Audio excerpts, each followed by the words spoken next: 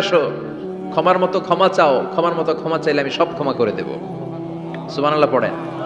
রব্বুল আলামিন বলেন, ইয়া আইয়ুহাল্লাযীনা আমানু তুবু ইলাল্লাহি তাওবাতান নাসুহা। ও বিশ্বাসীরা, ভুল করেছো, অন্যায় করেছো, পাপ করেছো, জুলুম করেছো, আমার কাছে ফিরে আসো, ক্ষমা চাও। ক্ষমার মতো ক্ষমা চাইলে সব গুনাহ মাফ করে দিতে পারে কে? পাপ নাই, গুনাহ করি নাই, এরকম কেউ আছি? কথা বলেন।